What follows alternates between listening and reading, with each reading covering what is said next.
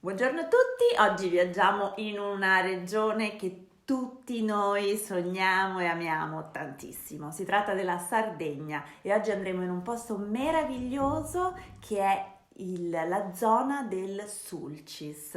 Andremo a trovare la cantina Mesa e ad accompagnarci sarà il loro brand ambassador Luca Fontana e insieme a lui scopriremo proprio l'enologia sarda, entreremo nel vivo di questa regione per capirne le peculiarità che la contraddistinguono, ma soprattutto due vitigni che sono importantissimi per la cantina Mesa e per la Sardegna stessa, che sono il Vermentino appunto di Sardegna e il Carignano del Sulcis. Non vi anticipo altro, ma do il benvenuto a Luca per vedere con lui tutti questi argomenti. Benvenuto Luca! Ciao a tutti, buongiorno, grazie per Buongiorno! l'invito.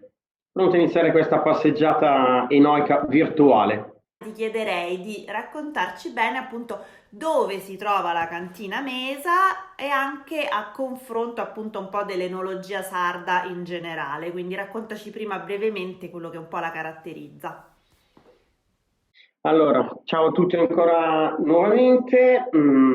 Lascerò ai miei colleghi delle zone evocate per altri vitigni parlarvi più compiutamente del Cannonau piuttosto che del Bovale. La cosa più importante, come hai detto tu, è esattamente dove noi siamo ubicati. La cantina si trova a Sant'Anna al Resi, lungo le famose spiagge con dune bianche di Portofino. Siamo quell'angolo, quel lembo occidentale sud-ovest, prospiciente le coste africane. È un'ubicazione molto importante perché alla fine la posizione geografica, unitamente a quelle che sono le caratteristiche del vitigno principe, il Carignano, ha avuto un combinato, un mix tale che ha portato il Carignano ad ottenere la DOC solo in questa ristretta fascia costiera, questa ristretta fascia produttiva del sud-ovest sardo e a detta soprattutto degli esperti, mi viene in mente quello che scrisse Jansin Robinson, probabilmente il Carignano del Sulcis ha qualcosa in più rispetto a quella che è la produzione del Carignano nel mondo. Se dovessimo dire qualcosa circa l'enologia sarda, sembra essere una, chiamiamola tradizione, molto molto antica. Qui è stato ritrovato quello che ad oggi è ritenuto il più antico torchio di vino, così è stato datato dal professor Bacchetta dell'Orto Botanico di Cagliari in base ai residui di acido tartarico. Vi è tutta una querela sul fatto di quando nacque la vinificazione in Sardegna, se fu in epoca nuragica, se furono invece poi i Fenici a portarlo, se abbiamo dovuto attendere la dominazione spagnola piuttosto che l'arrivo dei piemontesi. È sicuramente una tradizione molto antica. Varrebbe la pena di ricordare che la vite che oggi noi usiamo non è nient'altro che una domesticazione della vite selvatica, la Silvestris. Attualmente la Sardegna è nota più che altro per la produzione di Cannonau, che è nient'altro che la Grenache o Garnacha, e di Vermentino. Il Carignano rappresenta appena il 6% a livello di denominazioni e il 7% a livello di produzione. L'1% che vale è sempre quello che ricade nelle GT o nel taglio degli altri vini. Prima di scendere proprio nel cuore del racconto appunto del Vermentino e del Carignano, che mi sembra che tu abbia particolarmente a cuore questo Carignano. L'ho Mm? beccato. È quello che mi distingue dagli altri, per cui essendo, non posso dire il fiore all'occhiello da un punto di vista qualitativo, non spetta a me dare patenti di qualità ai vini o ai vitigni, è sicuramente un unicum di cui non ci si può fregiare a differenza di altri. Bene, allora prima di appunto raccontarci il perché e soprattutto i dettagli di questo vitigno molto particolare, ti chiederei appunto di raccontarci un po' la storia di Mesa e cosa la contraddistingue proprio come cantina. Iniziamo subito con una cosa tipicamente italiana. Io sono un effetto del nepotismo. Vi spiego, Cantina Mesa nasce nel 2004 per volontà di mio zio, Gavino Sanna, il quale ritiratosi dalla professione che ha cavalcato per circa 50 anni, lui è stato un grande pubblicitario, ha deciso di investire sulla sua terra. Per chi un po' ha girato il mondo e ha conosciuto i popoli, io onestamente 3 popoli ho trovato legato alla loro terra con lo chiamerei un cordone ombelicale mai rescisso: i brasiliani, i baschi e i sardi. Ovunque essi siano, hanno la loro isola nel cuore. Gavino, quando si ritirò, ebbe sempre la volontà, con questo forte legame che ha avuto per la sua terra, che ha dovuto lasciare in età giovanissima per cercare lavoro e fortuna altrove. Lui ha sempre avuto l'idea di poter ridonare alla terra che gli ha dato i natali qualcosa. Anni addietro, appunto nel 2004, ha individuato nell'enologia, quindi in uno dei prodotti di eccellenza di questa terra, il mezzo attraverso cui lui poteva rendere merito alla Sardegna. Lui ha sempre detto una cosa da pubblicitario: questa è la mia ultima campagna pubblicitaria che faccio col cuore per la mia terra. Non sarà veicolata da radio, TV, billboard, sarà veicolata dalle bottiglie. Noi scherzando diciamo sempre che è messaggino e bado, un messaggio d'amore per la propria terra, racchiuso in bottiglia e mandato negli oceani del mondo. La cantina Mesa nasce nel 2004, noi riteniamo l'anno di fondazione effettivo il 2007, quando è cambiata la compagine sociale. Nel 2000, alla fine del 2017, diveniamo parte da famiglia proprietaria, quindi una piccola cantina domestica a conduzione familiare. Diventiamo parte del gruppo Santa Margherita.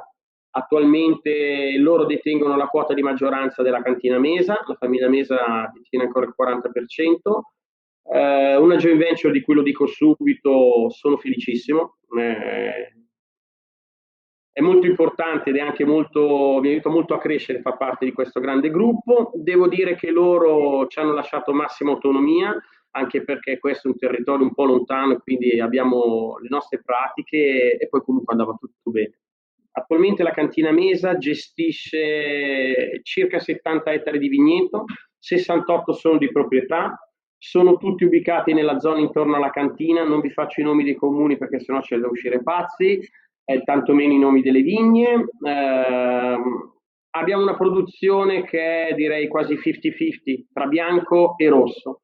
Per quello che concerne i bianchi, solamente eminentemente Vermentino di Sardegna. Per quello che riguarda i rossi, il core business, il 90% è costituito dal Carignano. Essendo nella zona del sud ci sarebbe sciocco non avere una produzione focalizzata su questo vitigno. Dopodiché produciamo anche del Savassandir Cannonau, e poi abbiamo piccole produzioni che fanno parte di una costruzione di un portfolio da offrire al mercato che abbia una certa sedatezza. Questi altri 2 vitigni sono il Cagnolari, che un viticoltore gestisce per noi su a nord, parliamo della zona del Sassarese, a Usini, grazie Angelo. Noi poi loro lavoriamo qua, raccogliamo con chi hanno il refrigerato, arriva la sera, refrigeriamo la nostra cella frigorifera e poi si fanno le lavorazioni. E l'altro invece è il Syrah. Abbiamo circa 5 ettari di Syrah, anche questo molto interessante, perché per chi conosce il Syrah, per chi l'ha bevuto tra Sudafrica, Australia, Cortona, Sicilia, Piemonte, Val d'Aosta, vedere un Syrah sardo in purezza è interessante. Da qualche anno tutti i nostri vini sono in purezza assoluta. Fino a qualche anno fa avevamo dei blend, da quasi 4 anni abbiamo cessato questa strada e abbiamo deciso di vocarci su 100% di un monovitigno. Nel 2007 io ho avuto una grandissima fortuna. Io ho un grosso naso, non tanto utile per il vino, però per le persone sì. Io ho incontrato un giovanissimo enologo, il suo nome è Stefano Cova, è trentino.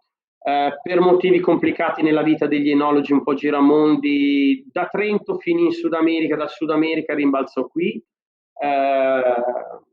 Un caso particolare l'ha portato a bussare alla mia porta, gli ho aperto le porte e devo dire che Stefano mi ha cambiato la vita. Io con Stefano ho trovato un ragazzo che ha saputo condividere le mie scelte filosofiche, le idee anche del dottor Stan, di Gavino, chiamiamolo Gavino, e abbiamo iniziato una produzione vocata eminentemente all'acciaio.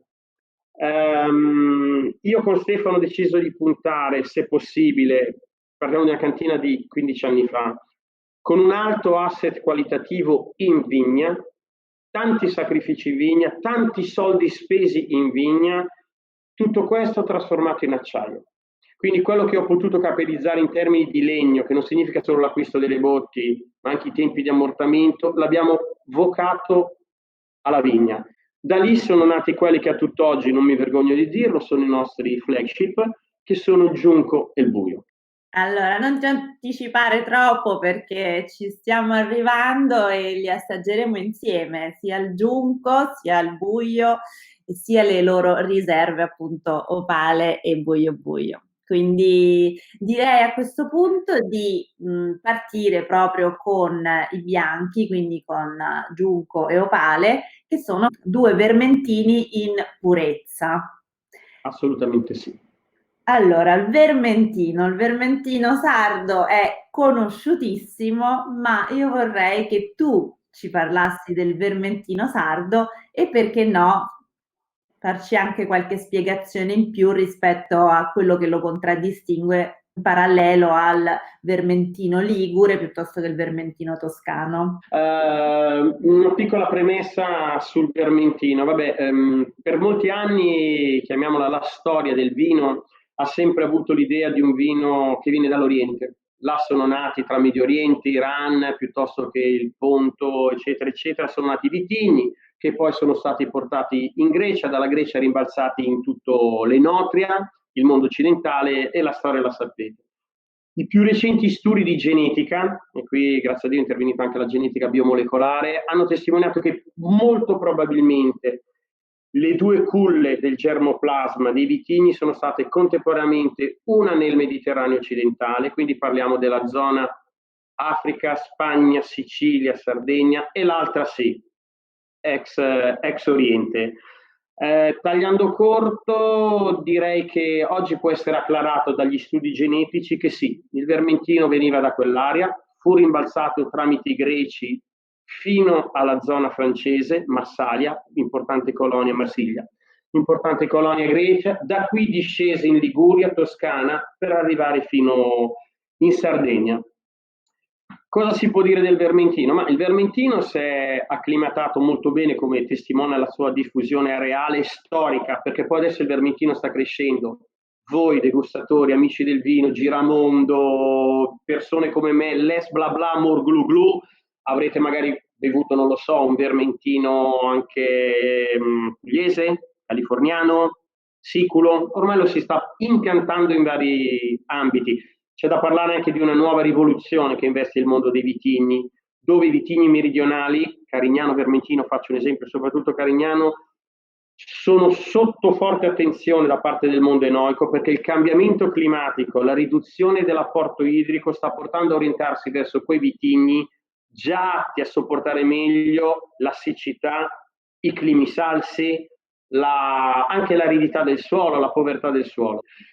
Il vermentino si è diffuso in questo areale con una buona capacità di adattamento. Sì, è un'uva che ama il sole, riesce a sopportare bene al mare, anzi ne fa dei suoi benefici. A differenza del Carignano, giusto per iniziare un doppio slalom parallelo così si capisce meglio, ha tuttavia necessità, in quanto uva bianca, di alcune piccole attenzioni. Femminuccia, maschiaccio, la signora ha bisogno di più attenzione rispetto al ragazzo grezzo, per cui parliamo di copertura foliare, parliamo di necessità di proteggere la delicatezza del bianco dall'eccesso più che di luce e di calore. Per chi è stato nel sud ci sa che cosa intendo. Qui ogni tanto siamo in una piccola Australia. Significa porto idrico. Mentre il Carignano si è abituato a starsene poveretto solo soletto davanti al mare senza vedere una goccia d'acqua se non quelle che Dio gli ha dato, il vermentino ha bisogno di apporto idrico, ha bisogno di un apporto idrico che ne corrobori l'apparato foliare, ne corrobori il legno e che nutra anche le piante. E questa è la famiglia del vermentino. Il vermentino lo si trova molto diffuso anche in Francia, come si diceva prima, al nome di Roll o Vermenten o come si dice in Corsica. Tra la Roll del Sud Francia e il Vermentino francese, il Vermentino corso, scusatemi, io trovo che abbia più assonanza con i nostri proprio quello corso.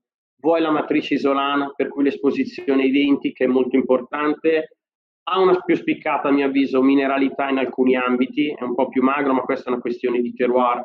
La Corsica è un'isola piantata nel mezzo del mare, noi siamo più pianeggianti, abbiamo anche gradienti di calore, di umidità veramente differenti. Comunque sa farsi valere. Per rispondere alla domanda di cui, ahimè, mi hai fatto te Simone, una differenza tra quello sardo, quello tosco, quello ligure. Allora, mi ripeto, nessuna patente di qualità, non sono nessuno per darla. Io trovo ottimi questi vermentini, ho una mia classifica di gusto personale, ma ha a che fare col mio palato. Se dovessi veramente, veramente trovare forse qualcosa di, non dico in più, di differente rispetto al vermentino sardo o viceversa, mi sentirei di dire che il vermentino di Sardegna, poi ci sarebbe da aprire la parentesi, Sardegna o Gallura, abbia dentro di sé un pizzico di mare in più.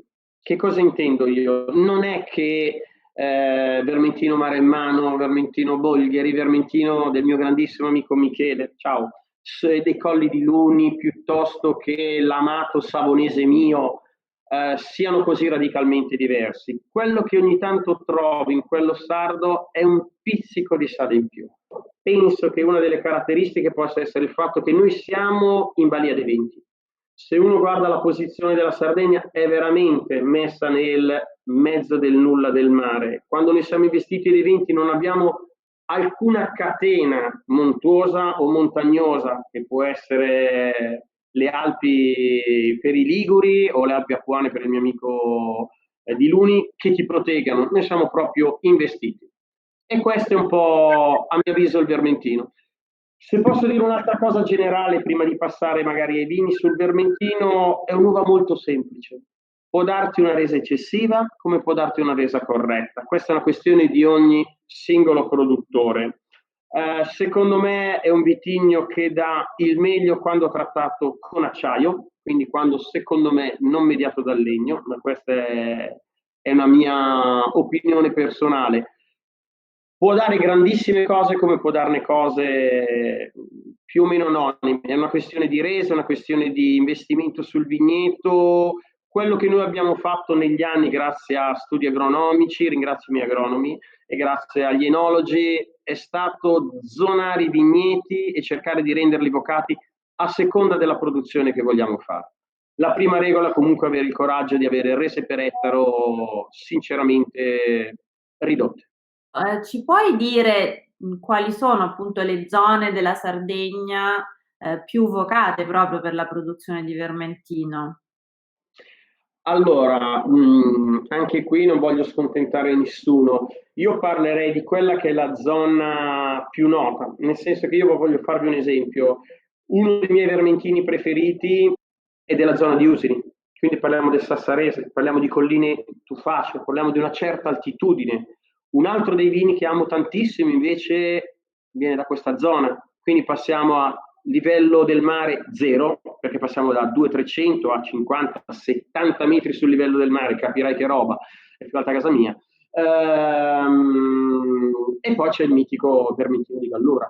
Il vermentino di Gallura è dovuto a questo substrato calcareo gessoso, per cui ha una matrice che grazie a un determinato processo chimico permette un'addizione di zuccheri all'interno delle uve a parità di resa per ettaro nettamente maggiore, che poi svolte danno sempre quel corpo e quell'alcol che il Gallura ha sempre avuto in più rispetto ad altre zone. È proprio una questione che viene da questa fascia granitico-gessosa che viene poi, se volete, da Dover, attraversa Champagne e arriva fino a noi. La zona storica della Gallura è quella che definirei per comodità nella zona intorno a Olbia, quindi parliamo della zona monti, dalla zona appunto di monti che si sposta verso il mare per poi scendere. Quella è la zona più nota, più famosa. Tra l'altro la leggenda sul vermentino, che non ve l'ho fatta, come origine di fusione è molto strana. Il vermentino si trova anche in Piemonte, col nome di Favorita, fa parte della stessa famiglia geneticamente, e col nome Furmint, l'assonanza non è lontana, vermentino Furmint, si trova anche in Ungheria. Vuole la tradizione che le barbatelle furono portate dai soldati ungheresi che nel 600 combatterono a Napoli, una lunga storia. Detto questo, torniamo in Sardegna. La zona di Gallura è quella lì, ha vini noti per la spiccata alcolicità, per il corpo robusto, per una capacità di impattare e soddisfare il palato veramente incredibile. Senti, dopo tutta questa spiegazione sul vermentino mi hai fatto venire una sete e una voglia di assaggiarlo che non resisto più. Ho stappato questi due vini, tra l'altro ho trovato che usi i Noma Cork. Sì, da diversi anni noi abbiamo iniziato a utilizzare questo prodotto tecnico con cui devo dire ci troviamo molto bene. Al di là della questione del famoso vino tappato che si sta cercando di evitare, leggevo uno studio di Amorin che sembra avercela finalmente fatta, vedremo. Fa parte di un discorso anche un pochino, se volete, non lo raccontiamo mai perché adesso è un po' mole, poi green. Noi da molti anni abbiamo intrapreso per scelta nostra un percorso che ci sta portando verso il biologico. Se vuoi Nomacor, che è una piccola percentuale, per chi non lo sapesse, un prodotto biodegradabile. Che viene dalla canna da zucchero. Dalla canna da zucchero, esatto. Noi da molti anni abbiamo un protocollo di gestione dei nostri vigneti di tipo biologico. Noi facciamo la semina autunnale delle essenze per il sovescio primaverile, utilizziamo gli insetti antagonisti contro la pignoletta, contro la maledettissima Drosophila Suzuki che ultimamente sta rompendo le scatole non poco, la cocciniglia pure. Utilizziamo, devo dire che sono un uomo fortunato, io sono in una zona veramente agreste con pochissime abitazioni e zero industrie, per cui l'impatto, se vuoi, a livello di pollution, Gesù, non mi viene neanche più in italiano, è limitato, di inquinamento, scusami, di inquinamento è limitato. Una volta che noi usiamo nel corretto modo rame, zolfo, non vi è tanto da fare. Nelle annate terribili, perché questo va detto, i prodotti bio va tutto bene, tutto bellissimo, fino a quando non ti capitano le annate orribili. Se dobbiamo per forza ricorrere alla chimica di sintesi, sono prodotti con il minimo impatto per gli animali e le piante, veramente. Detto questo, torniamo a noi. Allora, mentre magari versiamo il vino, spenderei due parole sul vermentino mesa. E soprattutto allora abbiamo appunto due vermentini mesa, uno è il giunco e uno è l'opale, abbiamo un 2019 che è appunto il giunco e un 2018 che è l'opale. A questo punto ti lascio la parola per raccontarceli, soprattutto anche facendoci capire la differenza che determina la produzione di questi due vini, dalla campagna fino alla lavorazione in cantina. Allora, molto semplice, mi riallaccio a quello che dicevo prima. Il vermentino è un'uva che può darti grandi soddisfazioni o meno, dipende da come lavori. Noi abbiamo scelto innanzitutto di ridurre seriamente le rese per ettaro. Il vermentino può arrivare a rese importanti. Noi, ed è questa la prima differenza, cerco di fare una presentazione in parallelo di entrambe. Abbiamo un 90 quintali per ettaro per quello che concerne il giunco, mentre scendiamo a 70 per quello che concerne il lopale. Da qui poi derivano differenti differenze a livello proprio di vinificazione che sono conseguenziali alla scelta di quale vino si voleva produrre. Mi permetto di fare un passo indietro prima dell'assaggio per dire solo una cosa. Nel momento in cui hai un vino bianco in cui la nota dominante è al di là di frutta, sia essa esotica, matura, eccetera, ma la freschezza, la piacevolezza di bere, c'hai 34 gradi, sei sotto un sole incredibile a Portofino, ti portano un'orata al sale, vuoi bere qualcosa che ti stimoli, eccetera, salvaguardare quella che è veramente l'acidità della materia prima, così poi come del vino, è veramente uno step importante. Per fare questo noi abbiamo un'accurata selezione, un'accurata gestione dell'apparato foliare. Dall'anno scorso abbiamo fatto un investimento in più, abbiamo iniziato a usare in vigna anche il caolino, ovvero sia il caolino non è nient'altro che una roccia minerale, viene franta e ridotta in polvere, viene usata in soluzione e ne viene coperto l'apparato foliario, i frutti delle piante che si vogliono proteggere. Questa tecnica ha sicuramente per i suoi tanti effetti tenere lontani i parassiti, gli esseri non voluti, perché è come una patina che si va a stendere su foglie e frutto, non interferisce con la fotosintesi, perché abbiamo a che fare con luce, però ti permette soprattutto di proteggere dall'impatto del calore il frutto. Questa tecnica permette di abbassare di qualche grado Celsius la temperatura interna delle uve. Non vi sto a spiegare quanto sia importante poi in termini di freschezza che trovi nel prodotto finale. I vigneti, mi sono dimenticato di dirlo perché è interessato, sono tutti condotti col sistema del Guyot, per cui mi permette una verticalizzazione con un apparato foliare atto a proteggere dalla ferocia del sole qui. Come tutte le viti qua in costa respirano tanti venti salsi e per cui troverete molto mare, molto sale dentro. Allora, abbiamo detto il giunco, 90 quintali per ettaro, l'opale siamo a 70. Per quello che cercavamo di avere nell'opale sono stati distinti anche i periodi di vendemmia. Giunco andiamo verso, direi, metà agosto, seconda, terza settimana.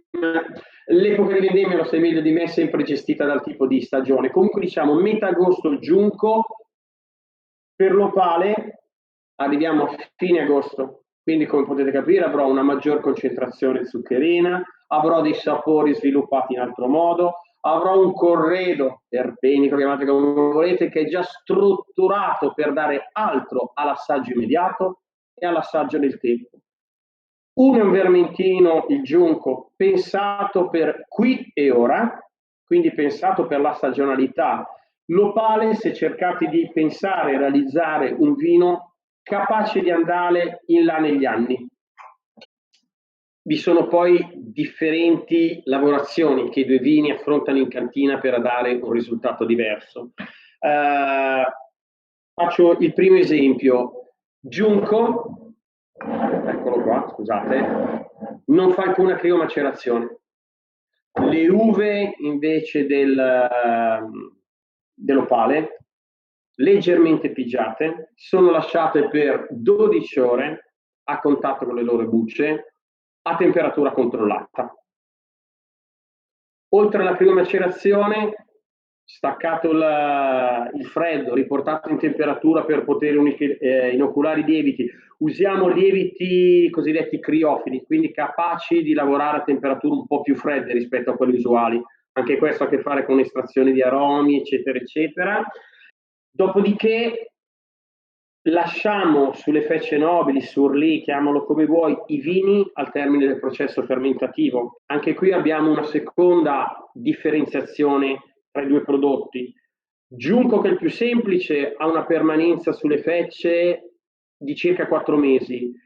Qui lo eleviamo fino a 6 mesi.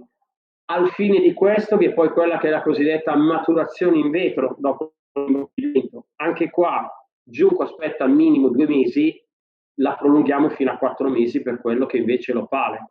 A questo punto la domanda è: ma tutta questa linea A, linea B, che cosa porta? Porta nel primo, nel giunco, ad avere un prodotto caratterizzato da profumi, aromi più semplici, più immediati. Faccio un esempio: frutta bianca rispetto a frutta gialla o frutta esotica che trovi all'interno dell'opale. Anche un corpo, una struttura, una grassezza differente. Il primo è più un vino anche per aperitivo, può anche non accompagnarlo con il food. Con l'opale sinceramente accompagnerei, data la sua struttura, la sua importanza, un cibo. L'altro elemento caratterizzante dei due vini è sicuramente la capacità di andare in là nel tempo. Per il giunco parliamo come minimo di qualche anno, avendo la coscienza che poi i vini come gli uomini mutano nel corso del tempo, quindi muteranno le note. Per quello che concerne il giunco passiamo da pera, mela, fiori bianchi a note più muschiate.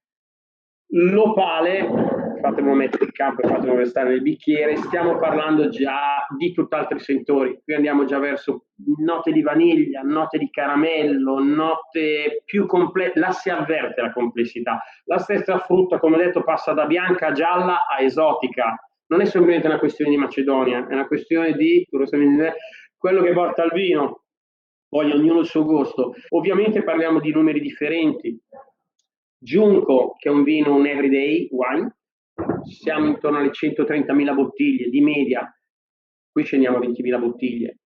Consigliaci qualche piatto invece ideale da essere abbinato a questo opale, che appunto è un vino che sicuramente più del giunco ha proprio bisogno del giusto compagno a tavola.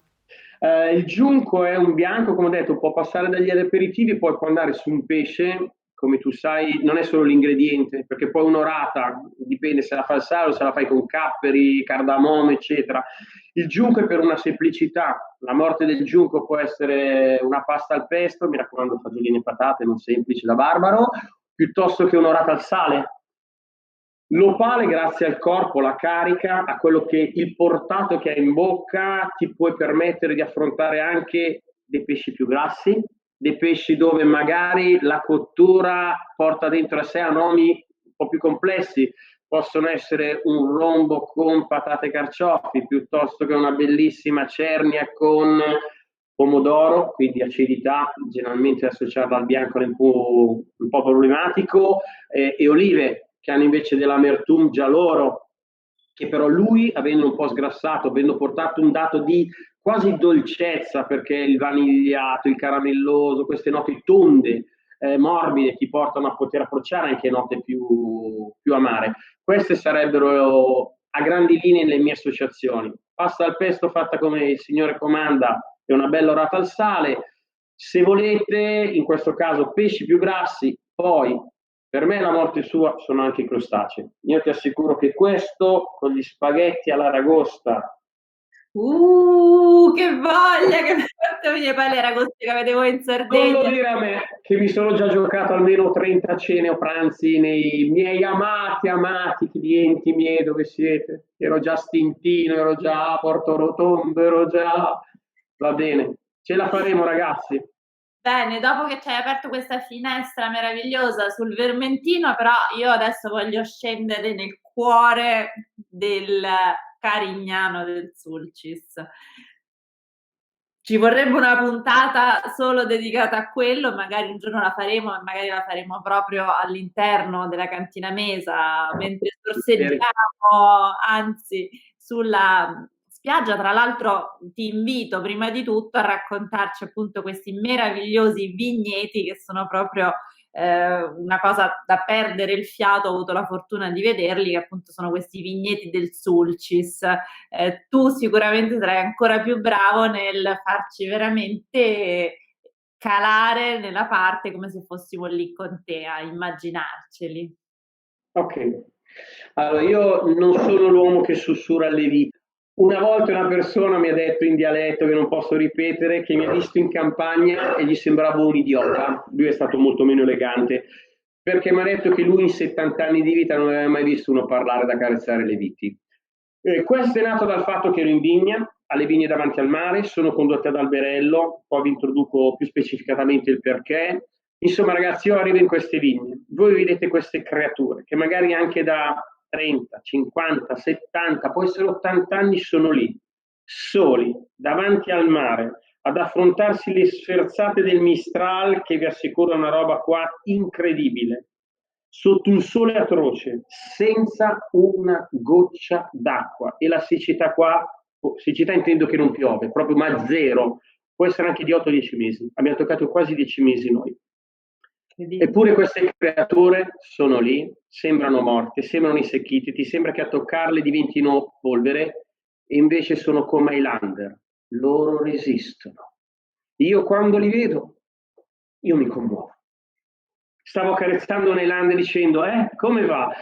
Niente, allora torniamo a noi che è il dato più importante. Il Carignano, qualche sardo romantico vi racconterà che l'hanno portato i Fenici, qualche sardo ancora più romantico vi racconterà che già i nuragici facevano Carignano. Allora, mancano evidenze scientifiche affinché questo sia acclarato. Non ho una possibilità di incrociare il DNA di un carignano del Sulcis oggi con un DNA fenicio di 3000 anni fa. Togliendo questo, io leggendo gli ultimi studi, mi viene in mente quello del professor Arroyo in Spagna, piuttosto che un bellissimo libro scritto da un giornalista americano, Ian D'Agata, sui vitigni italiani, io testimonierei a favore della matrice iberica. Vi sono differenti cose che portano a dire questa. Se volete facciamo un po' di storia. Chi dice che era un vitigno spagnolo porta a suo vantaggio il fatto che qua i vecchi lo chiamano Agina di Spagna, l'uva spagnola. Chi invece dice no, non fu spagnolo è perché nel Nuovo Mondo non fu portato dagli spagnoli, quando nel XVI secolo iniziarono a portare la viticoltura in Argentina e in Cile, non portarono la carignena. Bando alle ciance, io sono per il partito per cui il Carignano nasce in Spagna, nella zona vicino a Saragozza, la Comunidad de Carignena, da qui il nome. Varca la Reale dei Pirenei, si diffonde in Francia diventa il vitigno in assoluto rosso più diffuso, ma anche paragonato all'amato Chardonnay non c'è paragone. Allora, sgomberiamo innanzitutto il campo da una nostra idea. Stiamo parlando di secoli addietro, tolte magari delle zone particolarmente evocate, Bourgogne, Champagne, Bordeaux, non è che nel resto della Francia avessero questa superiorità tecnica e noica di secolo e tempo. Anche loro cercavano vini da taglio, anche loro cercavano vitigni estremamente vigorosi e capaci di produrre tantissimo. Il Carignano, responsabile in Francia del cosiddetto wine lake, cioè dell'eccesso di produzione della seconda metà del XX secolo, è arrivato a produrre oltre 200 quintali per ettaro. Stiamo parlando di una follia. Tutti voi sapete che più cresce la produzione, più decresce quello che è l'assetto qualitativo. Allora, bando alle ciance. Ad oggi, a parte il Languedoc-Roussillon, dove è ancora forte, ma ancora vi sono grossi problemi produttivi, che poi vi anticipo il vitigno, è stato praticamente abbandonato ovunque, sia in Spagna che in Francia. In Spagna si trova una produzione estremamente qualitativa, non più in Aragona, non più a Carignena, ma si trova nel Priorat. Tra l'altro assume vari nomi a seconda della zona in cui viene prodotto. In Francia abbiamo parlato del Languedoc, in Italia la presenza di Carignano è risibile, parliamo di circa 2300 ettari, con una sporadica presenza tra Lazio, Marche, poco Toscana, ma di questi 2300 ettari 1960 sono nel Sulcis, per cui il Carignano è qua. Non è un caso, se ci fate attenzione, Vermentino di Sardegna, DOC, Carignano di Sardegna, DOC, Carignano del Sulcis, DOC. Tolto dalla fascia costiera del Sulcis non si ha, secondo la legge, quei parametri qualitativi organolettici per avere diritto alla DOC. Facendola breve, ma cosa ha trovato il Carignano qui nel Sulcis tale da farne, come ha detto Madame Robinson, the most delicious Carignano in the world? Maybe, ha aggiunto lei, la capisco. Molto semplice, se il problema del Carignano è un eccesso produttivo, un'evigoria che lo porta ad avere 200-220 quintali per ettaro che però ne snaturano la qualità, io vi dico che in Francia viene chiamato la dannazione. Si porta dietro delle problematiche che poi a livello tecnico di vinificazione si ripercuotono. Allora, innanzitutto in vigna soffre moltissimo le malattie da umidità, oidio, botryte, peronospora, tipico dei vitigni di origine iberica. In Catino invece ha un problema di riduzione, soffre molto la riduzione. Come vino tecnicamente, lo dicono i francesi, viene caratterizzato da amarezza, acidità e astringenza, quindi un tannino devastanti. Un signore giù nel sud della Francia mi ha detto che una volta imbottigliava il Carignano per aspettare 18 anni di figli per aprire la bottiglia. Se no prima era imbevibile. Vero sì, vero no, magari esagerava. È vero che nel Languedoc-Roussillon spesso per ammorbidire questa durezza si ricorre alla macerazione carbonica. Tagliando corto, arriva qui, arriva nel Sulcis i vecchi che forse non erano graduate, ma avevano una grandissima conoscenza, io vengo da una famiglia contadina, erano dei geni della terra, l'hanno piantato ad Alberello, isolato, come hai detto tu, sul mare. Cioè a volte in linea d'aria tra l'ultimo filare di alberelli e il mare c'è veramente un braccio. Allora, praticamente è stato messo in condizioni così severe, così estreme, noi avremmo il diritto di fregiarci di produttori estremi. Mm. Immaginatevi una pianta, qualsiasi pianta che riesce a stare 8 mesi senza acqua. Tolti i cactus non ce n'è nessuno. Cosa stavo per dire? Ok, la vite non è un cactus, non fa parte di quella famiglia, lui ha bisogno di acqua. Queste creature si sono trovate sotto un clima atroce, l'uomo con intelligenza ha mantenuto la cosiddetta potatura d'alberello. La potatura d'alberello è quella maledizione dove spesso il frutto è 1 centimetro dalla sabbia, 2 centimetri dalla sabbia. Quando io vedo i nostri contadini sotto il sole piegati, ho detto forse ho fatto bene a studiare come diceva Babbo. Detto questo, in queste condizioni abbiamo innanzitutto ridotto naturalmente la resa per ettaro. Nei vigneti dove il tessuto non è sabbioso, ma magari vi è dell'argilla che mi permette comunque una determinata ritenzione idrica, mi permette quindi di spingere un po' di più la produzione. E qui parliamo di un cordone speronato, che è la conduzione nostra delle uve a Carignano per il buio, dove riesco ad arrivare a 80 quintali per ettaro, immaginati. Comunque anche lì non serve l'acqua. Quando lo portiamo ad alberello invece puoi avere 20-30, se le piante sono molto vecchie, fino a un massimale di 50-60 quintali per ettaro.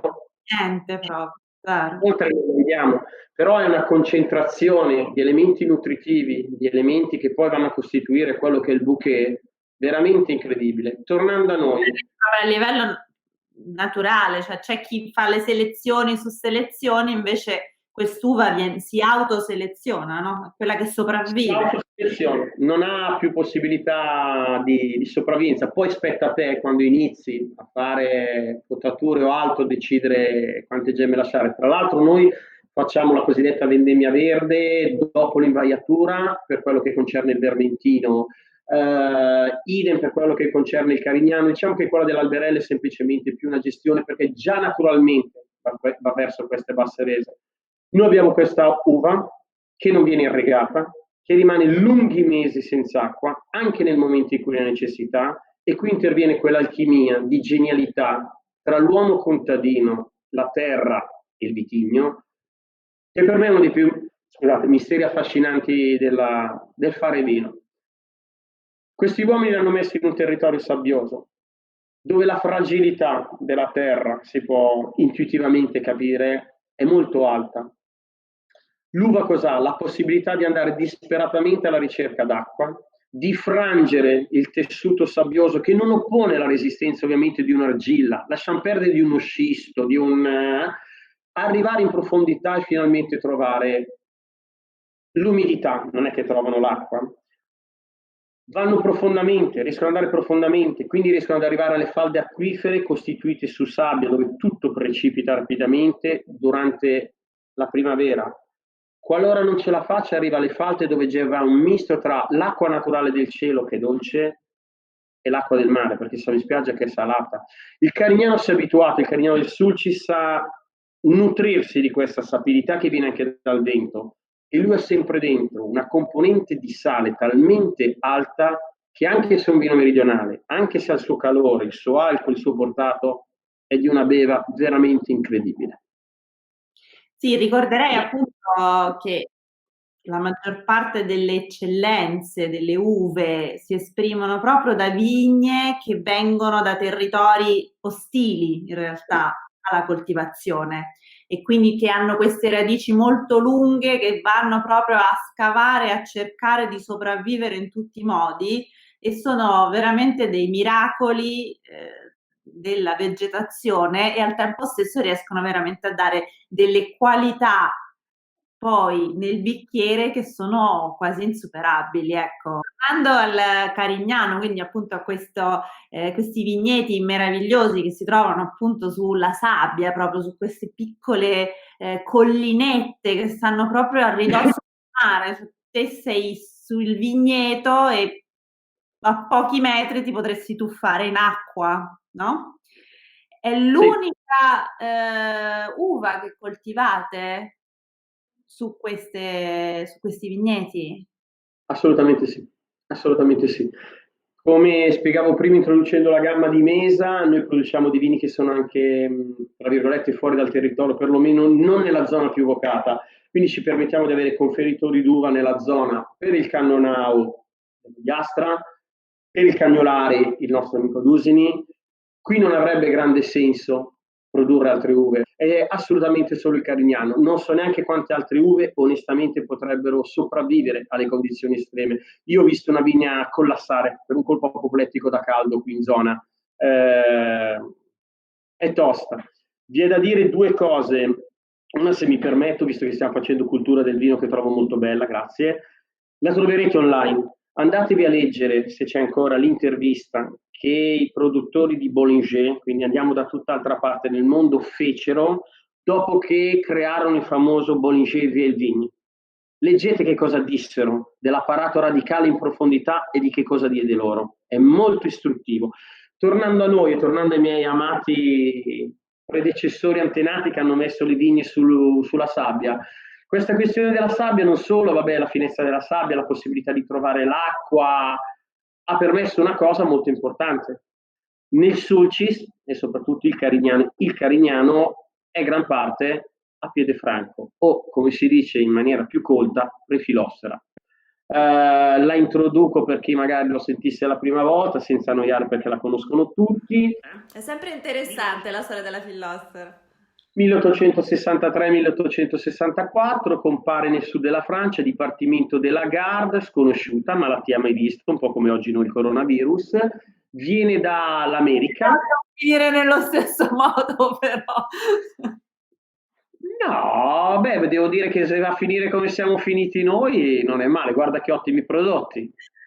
No, c'è sempre una soluzione, ragazzi. Arriva lì, viene dall'America, quindi le piante americane, alcune piante americane per tipologia di legno e per sapore, proprio vero sapore del legno, delle radici rispetto a quest'afide, non sono mai state attaccate.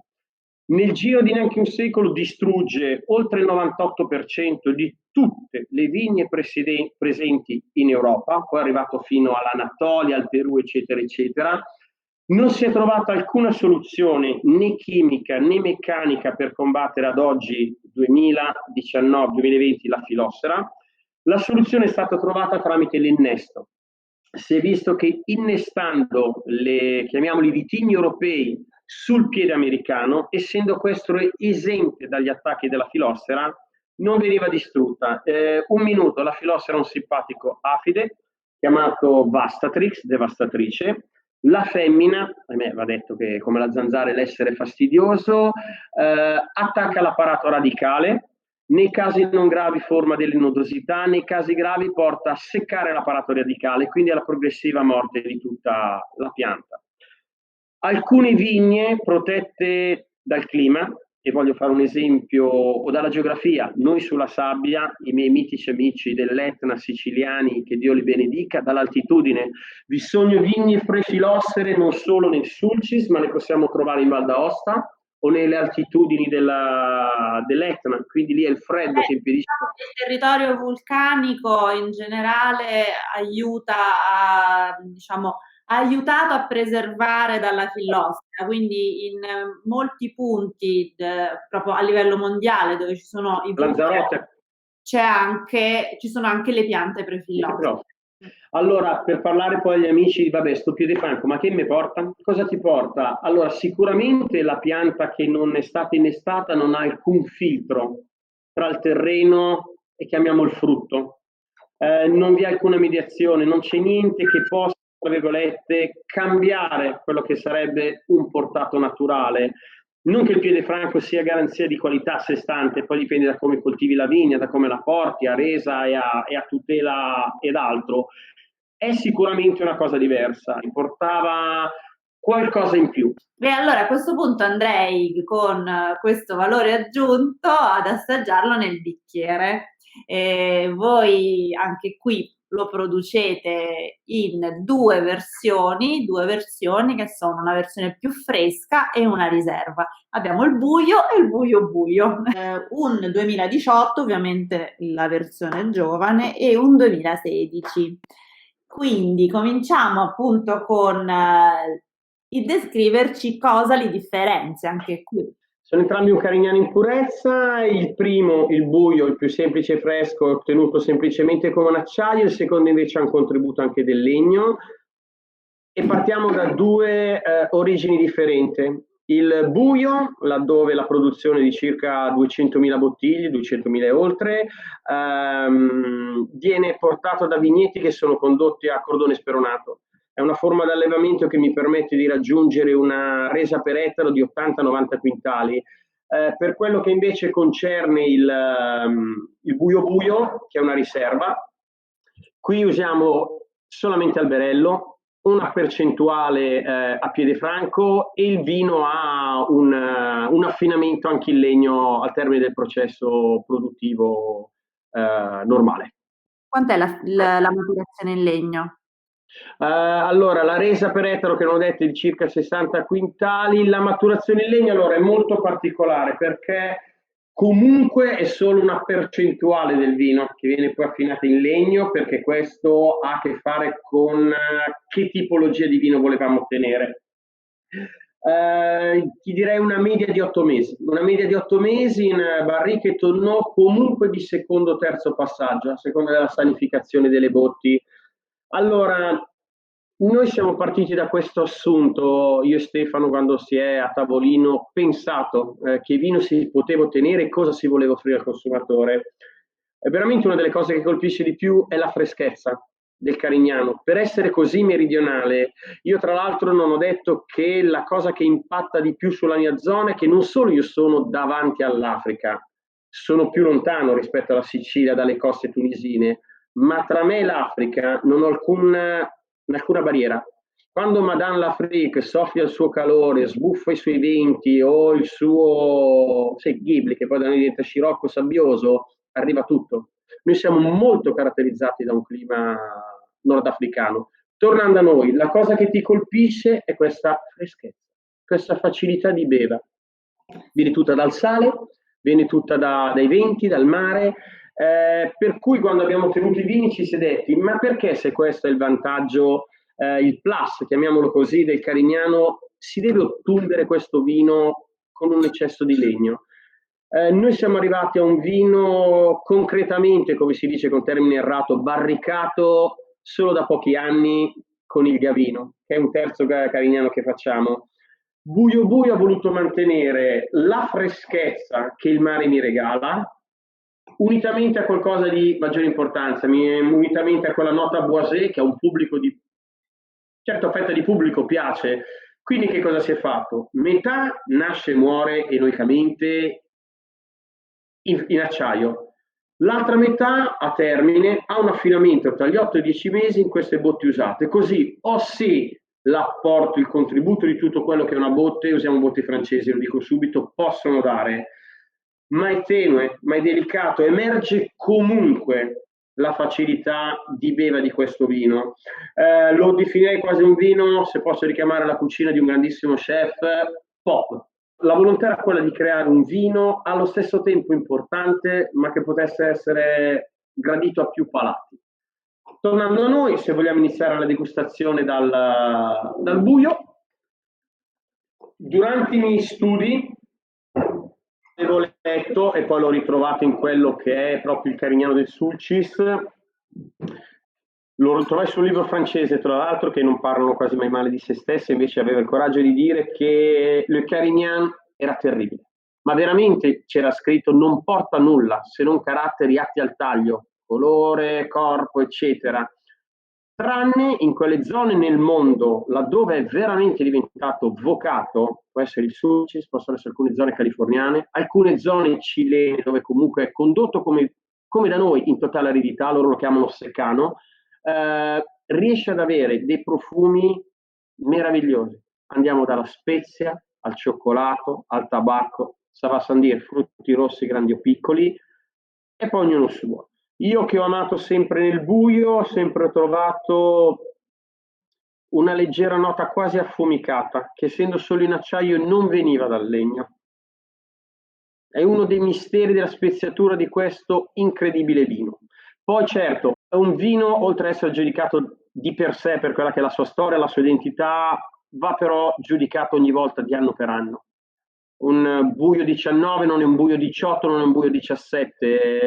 Io un'annata come il 14 ancora me la sogno, per cui magari chi ha bevuto un buio 14 può trovare delle differenze rispetto a un buio 19. Qui abbiamo il buio 2018. Ah, Parlaci di giornata.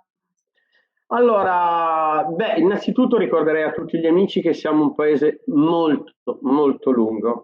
Siamo oltre 1200 km con una dorsale appenninica che divide nettamente est e ovest. Questo ci ha permesso di avere microclimi e biodiversità che hanno fatto dell'Italia il numero uno a livello di food and wine. Scusatemi se me lo permetto orgogliosamente in questo tempo difficile. Vi faccio un esempio, il 2014 è stato un anno piovoso e orribile per il freddo, per l'estate che non è mai arrivata, per tutto il nord Italia, è stata l'annata più bella degli ultimi 25 anni per me. Il 2018 è stata una bella annata in Italia, noi abbiamo subito un elemento atmosferico non gradito, che sono le piogge. Vi spiego, una delle particolarità del Carignano è di essere a maturazione tardiva. Noi nel 2018 abbiamo avuto piogge settembrine prolungate. Le piogge arrivano dopo un momento di stress idrico, per cui la pianta è assetata, mostruosamente assetata, vi ho detto che non sono irrigate, per cui cattura immediatamente l'acqua, si allarga, perde determinati valori che aveva raggiunto e va tutto riassestato. Questo è stato un po'. 2018 comunque siamo riusciti a gestirla con una riduzione concreta di quella che era la resa per ettaro e con quella che erano i volumi previsti. Sono sacrifici che abbiamo deciso e ci siamo potuti permettere. Cosa ritroviamo? Sicuramente, vabbè, è ovvio il profumo di frutta rossa, profumi di macchia mediterranea. È incredibile se si ha la fortuna di passeggiare all'alba nei vigneti in mezzo alla macchia mediterranea, sentire dei profumi, possono essere l'elicriso, possono essere il lentischio, possono essere il mirto stesso, che poi ritrovi all'interno del bicchiere. Io sono curiosa, voglio vedere la differenza. Cambiamo il bicchiere. Ho visto che il buio buio appunto non utilizza tappo alternativo, quindi la Green Line di Nomakort, ma un tappo che immagino meraviglioso in sughero. E soprattutto questo è un vino, perché poi anche di questi mi dovrei dire che cosa ci devo abbinare. Oh là là. E qui quindi vediamo. questo me lo tengo da parte e me lo lascio in cantina e ora me lo assaggio solamente con te grazie al Coravin. Quindi me ne rubo un sorso e poi lo metto in cantinetta a riposare. 2 sorsi, Beata te che è quella meravigliosa macchinetta che ci permette di conservare i nostri vini in maniera più corretta. La trovo una cosa bellissima. È molto utile, devo dire la verità, perché ti aiuta veramente a non fare sprechi e ad assaggiare, bere, goderti il vino come vuoi tu, con i tuoi tempi e con, diciamo, la giusta dose, ecco, senza essere, non dico obbligati a finire una bottiglia perché ci piace a tutti finircela, però per invece poterti coccolare tutti i giorni, magari con un buon bicchiere di vino, senza per forza dover bere per giorni consecutivi lo stesso o rischiare di lasciarlo rovinare, è l'ideale. Allora, facciamo una premessa. Già noi latini, noi italiani siamo rimasti tra i pochi a bere ancora un po' di vino in litraggio decente. Nel mondo sta cambiando la tipologia di consumo, la fruizione della singola bottiglia, dei singoli giovani. È più facile che bevano un goccetto di questo e poi magari un goccetto di quell'altro.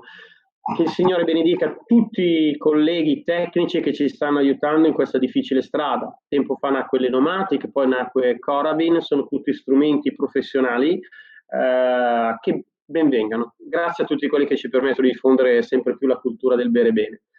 Arriviamo al nostro buio buio. Questo potrebbe essere definito il fratello maggiore del buio, per cui qui ritroviamo enfatizzate tutte quelle che sono già caratteristiche che magari abbiamo già trovato nel buio. Laddove se avvertiamo magari una lieve speziatura, qui la speziatura è molto più concreta, molto più sincera. E innanzitutto quella riduzione per ettaro da 80, 90, 60 che permette già tutto un altro tipo di materia prima che porti in cantina.